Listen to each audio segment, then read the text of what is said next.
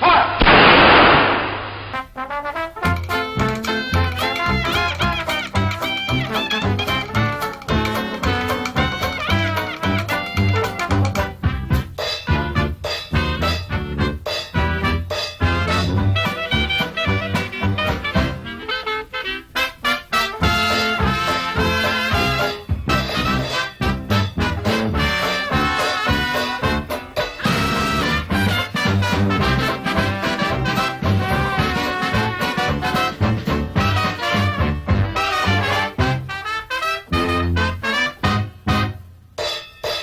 Some of the most famous fashion designers in the U.S. today have been asked to forecast what Eve will look like in AD 2000.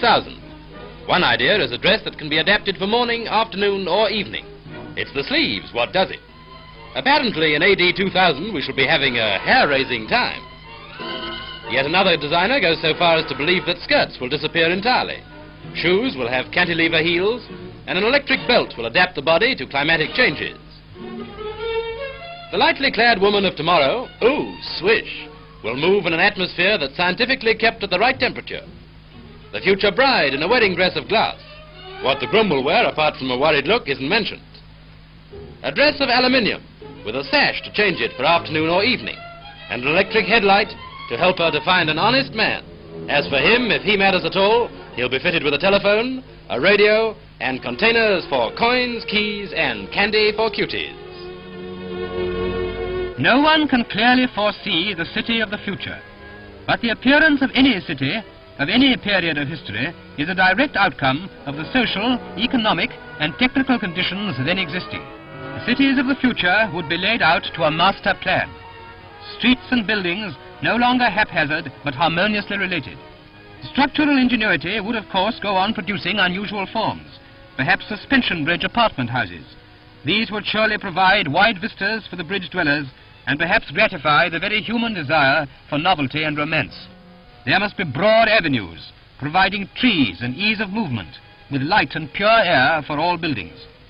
Perhaps the master stroke of planning would be to segregate on one hand future highly efficient automatic industrial centers, producing all our needed goods and distributing them in abundance.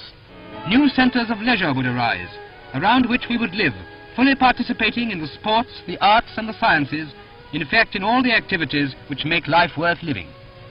Here's a peep through a future window of the world. This monster plane will carry 600 passengers, and the huge wing and double fuselage houses luxurious lounges and reading rooms. It will speed from London to New York in a day. Future aerodromes will be centers for highway, sky, and rail carriers. Landing on top of the huge aerodrome, planes will taxi to a ramp, descend to a lower level, and discharge their passengers. At still lower levels, motor highways, railroads, and pneumatic mail tubes will have terminals. Here's a ship which has the streamlined form which ocean liners of the future may take.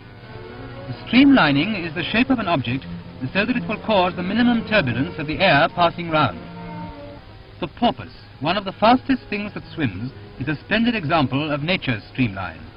The body, the fins, and tail are all curved and have their blunt ends tapering towards the rear. In designing this ship, the streamline principle has been applied to the entire superstructure. This rounded, unbroken surface, from stem to stern, not only reduces wind resistance, but also lessens the water that comes over the bow and stern in heavy weather. The part of a conventional liner above the waterline is about as large as a solid block of 7-storied buildings, 900 feet long and 100 feet wide. Tremendous power is required to move this immense mass over 25 miles an hour. Projections like the bridge, deck, and lifeboats disturb the flow of air as the ship passes through it, setting up turbulences which reduce the ship's efficiency. This model of an ocean-going yacht is based on streamlined principles. The deck coverings can be rolled back in fair weather.